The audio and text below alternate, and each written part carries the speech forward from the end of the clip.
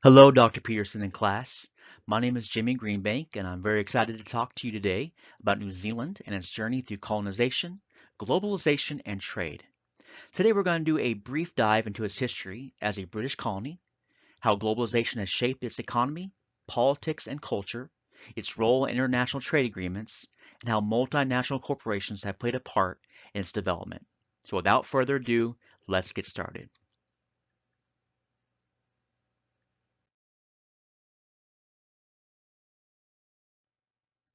New Zealand, which is tucked away in Oceania in the South Pacific Ocean, is made up of about 600 islands, but two main islands, very easy to remember, the North Island and the South Island. That's where the vast majority of the population live. Wellington is the capital, but by far Auckland is the biggest city and it's a very major economic hotspot. The scenery here is amazing with mountains, forests, and beaches that attract tourists and outdoor lovers from all over. If you've ever seen the Lord of the Rings film directed by Peter Jackson, who happens to also be from, you guessed it, New Zealand, you'll get an idea of just how beautiful and breathtaking the landscape can be. New Zealand has a fascinating cultural history shaped by its indigenous Maori roots and British colonial past. The Maori people arrived over 700 years ago, bringing their unique Polynesian culture, traditions, language, and art. European colonization kicked off in the early 1800s, leading to big changes in society, politics, and the economy. One key event was the signing of the Treaty of Waitangi in 1840, which is still super important in New Zealand's legal and political scene. Nowadays, New Zealand is a lively, multicultural place that really values environmental conservation and sustainability. It's also known for its contribution to arts, sports, and science, and plays an active role on the world stage.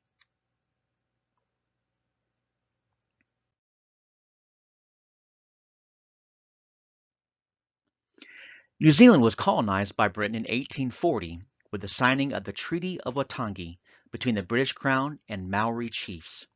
The treaty was intended to establish British governance while protecting Maori land rights. However, as we know how it goes, differences in interpretation led to conflicts and land disputes. The British sought to colonize New Zealand for multiple reasons. Economic interests, so access to natural resources like timber, flax, and fertile land for farming. There's also strategic expansion, strengthening the British presence in the Pacific region. How about missionary influence? Christian missionaries aimed to convert the Maori and introduce European education and lifestyles. And finally, settlement opportunities. Britain encouraged migration, and settlers sought farmland and business prospects.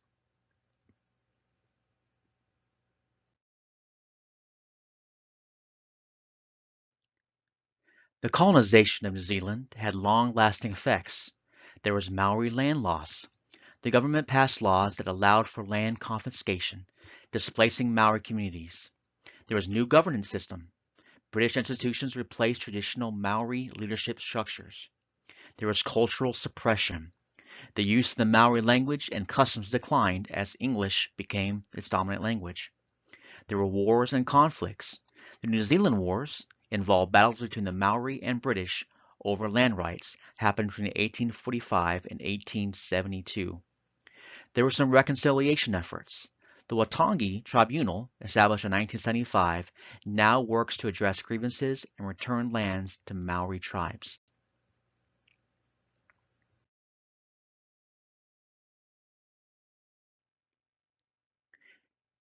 New Zealand's level of development has been significantly shaped by globalization. Economic globalization. The country relies on international trade, exporting dairy, meat, and wine worldwide. Tourism and technology industries have also grown due to global integration. Political globalization. New Zealand is actively involved in international agreements supporting free trade and peacekeeping missions. Cultural globalization. The fusion of Maori and Western cultures is evident in modern New Zealand. The film industry, influenced by Hollywood, has gained international recognition, with movies like I mentioned earlier, the Lord of the Rings franchise, showcasing New Zealand's beautiful landscapes.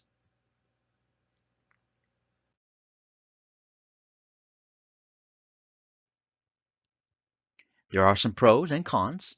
Some of the pros are economic growth. There's increased trade and investment boost to the GDP. Technology transfer.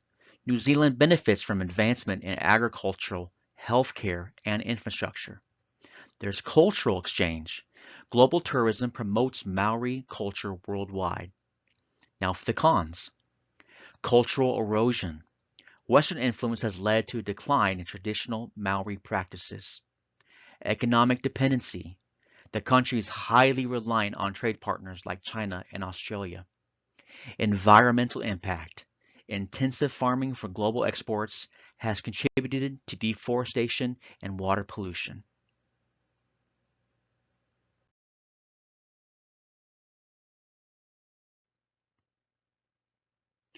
Multinational corporations, I don't know if you ever heard of it. That's right, the big arches, McDonald's. McDonald's is a multinational corporation that operates extensively in New Zealand. It entered the country in 1976 due to market expansion, New Zealand's growing consumer base, the tourism industry. A steady influx of international visitors creates demands for familiar brands. Stable economy, favorable business conditions encourage McDonald's to invest in New Zealand. There are some challenges. There are some local food preferences. McDonald's had to adapt its menu to include New Zealand beef and locally sourced ingredients. Increasing concerns about fast food led to the introduction of healthier options. McDonald's has incorporated eco-friendly packaging and sustainable sourcing.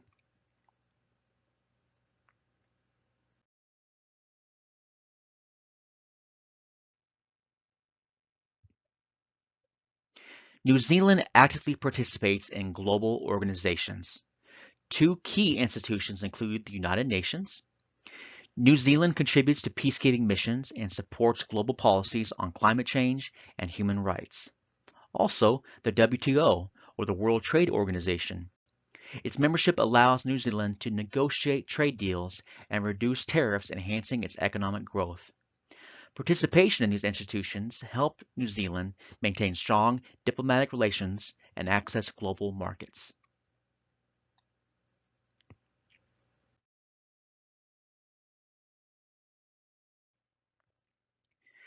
New Zealand is a member of the Comprehensive and Progressive Agreement for Trans-Pacific Partnership. This trade bloc reduces tariffs on exports and imports, encourages foreign investment, increases access to global markets for New Zealand agricultural product. Being part of the CPTPP, New Zealand strengthens its position in the Asia-Pacific Trade Network.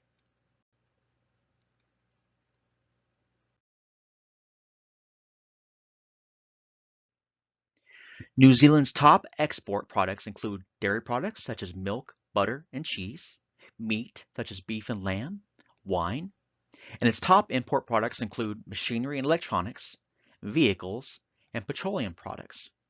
Its main trade partners, as mentioned earlier, is China, which is by far its largest trading partner, followed by Australia, and there are, of course, some strong economic ties between the two. And, of course, us in the United States, high value exports. A lot of vehicles come from the United States. A strong New Zealand dollar makes exports more expensive and less competitive. A weaker currency boosts exports but increases import costs.